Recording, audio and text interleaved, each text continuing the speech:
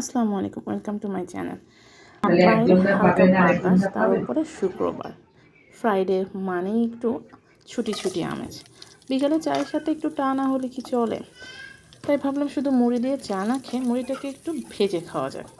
যেই ভাবা সেই কাজ, সরিষার তেলে রসুন, পেঁয়াজ আর কাঁচামরিচ, একটু লবণ আর দিয়ে দিচ্ছি শুকনো মরিচ, তবে শুকনো মরিচের বীজ ফেলে দিয়ে নিচ্ছি। সব কিছুকে খুব ভালো মতো ভেজে নেব। ভেজে নিয়ে বাদামি কালার আসা পর্যন্ত অপেক্ষা করব। ব্যাস বাদামি কালার হয়ে গেলে দিয়ে দিচ্ছি মুড়ি। যে অ্যামাউন্টের মুড়ি প্রয়োজন সেই পরিমাণ দিতে হবে। মুড়িটা দিয়ে চুলার আঁচটা মিডিয়াম টু লোতে রেখে অনবরত আমি 1 মিনিটের মতো ভেজে নিয়েছি।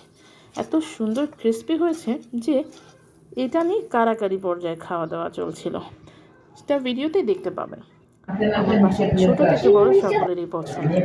বাতাসের মধ্যে বারান্দায় বসে চায়ের সাথে খেতে দুর্দান্ত লেগেছে। তাহলে আর দেরি কেন, বানিয়ে ফেলুন।